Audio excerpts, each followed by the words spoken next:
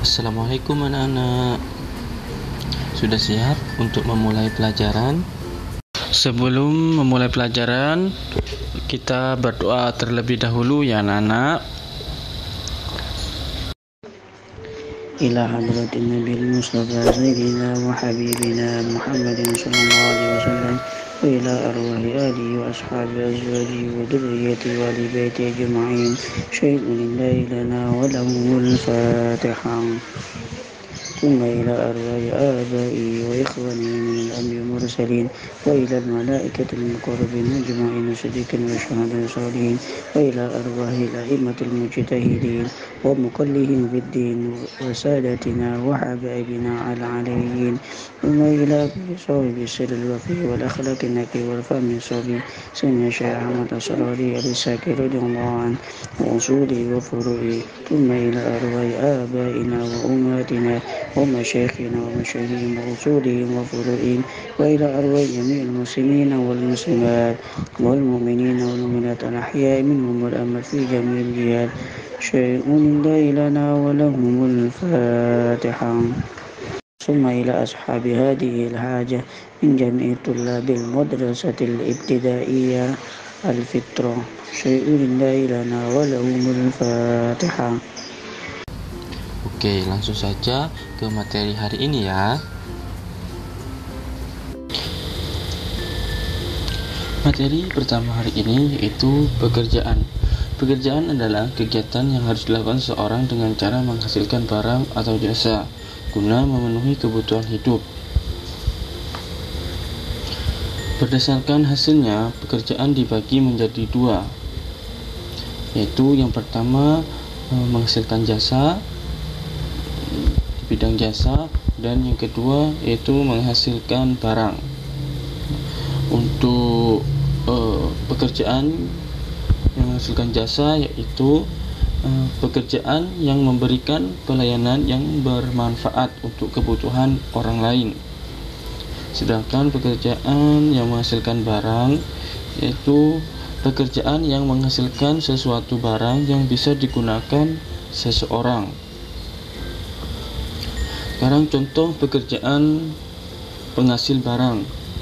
Yang pertama yaitu tukang kayu. Jadi tukang kayu itu menghasilkan meja terus menghasilkan kursi, dan yang selanjutnya yaitu pelukis. Dari hasil kesenian ini seorang pelukis itu menghasilkan lukisan. Dan yang terakhir, yang ketiga yaitu pekebun, yaitu dari hasil kebunnya itu dia menghasilkan sebuah barang yang nantinya akan diolah. Oke, terus yang kedua yaitu contoh pekerjaan penghasil jasa. Di sini yaitu guru. Guru yang ini di bidang jasa. Jadi dia tidak menghasilkan barang, tapi dengan pekerjaan yang menghasilkan jasa di bidang jasa. Selanjutnya ini tukang ojek atau gojek, dan yang terakhir montir. Ini juga pekerjaan di bidang jasa. Oke, selanjutnya pengaruh sumber daya alam terhadap hasil pekerjaan, yaitu sumber daya alam yang berada di pesisir pantai. Biasanya itu pekerjaannya nelayan, jadi mencari ikan di laut. Terus seterusnya itu sektor wisata, jadi bisa dinikmati. Jadi pemandangan di pagi hari di pantai itu sangat indah. Terus dataran rendah, sektor dataran rendah yaitu petani, jadi petani padi, petani cabai.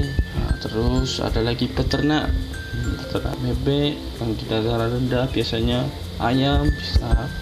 Terus karyawan, jadi karyawan kantor itu. Dan terakhir itu pedagang. Oke, itu gambarnya. Dan sekarang sumber daya alam di dataran tinggi. Di dataran tinggi ada juga petani sayur atau perkebunan teh. Terus yang selanjutnya ada peternak sapi perah.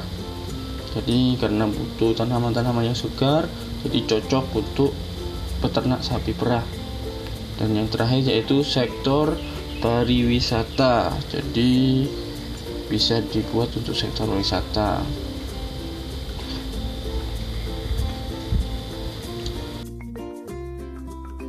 Dari semua itu terkait dengan kegiatan ekonomi.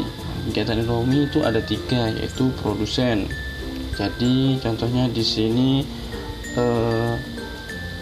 nelayan atau pelaut, dia mencari ikan di tengah laut.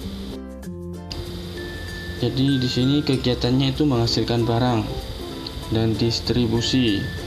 Jadi setelah nelayan mencari ikan di tengah laut, dia didistribusikan atau kegiatan menyalurkan barang yang nantinya akan dikirim ke pasar.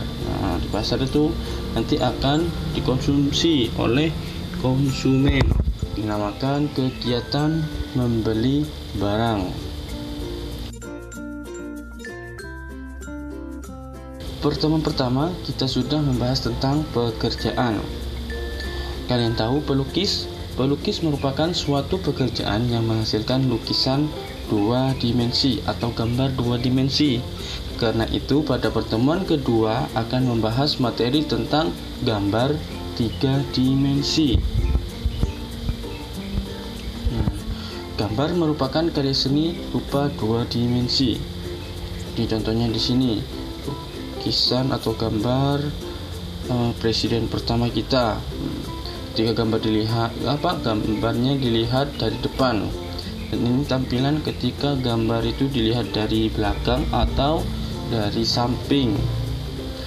Karya seni 2 dimensi adalah suatu karya seni rupa yang memiliki 2 sisi saja, sisi panjang dan lebar, sehingga dapat dilihat dari satu sisi saja, yaitu dari depan. Oke, masih ingatkah kamu apa itu benda 3 dimensi? Jadi benda 3 dimensi adalah benda yang memiliki lebar dan tinggi seperti memiliki volume. Contohnya di sini guci, dan di sini patung. Jadi patung itu benda 3 dimensi. Ciri-ciri benda 3 dimensi yaitu mempunyai panjang, lebar, dan tinggi, dapat dilihat dari sisi manapun, jika memiliki volume atau memiliki ruang. Nah, contohnya di sini ada, coba kalian mengambil sebuah botol minuman. Nah, di situ botol memiliki tinggi. Jadi botol itu memiliki tinggi dan memiliki lebar, dan dia juga memiliki volume atau ruang. Oke, dari botol di samping atau yang kalian amati dapat dilihat dari sisi samping, belakang, dan depan. Gambar 3 dimensi yaitu gambar yang berbentuk 3 dimensi merupakan karya seni 2 dimensi yang terlihat berbentuk 3 dimensi. Contohnya di sini. Nah, situ di perkampungan ada sebuah gambar yang terlihat nyata, tetapi itu hanya sebuah gambar. Mengapa tampilannya bisa terlihat seperti benda 3 dimensi? Karena menggambarnya dihasilkan dengan cara mengarsil dan memberi gelap terang pada gambar sehingga terlihat berbentuk 3 dimensi.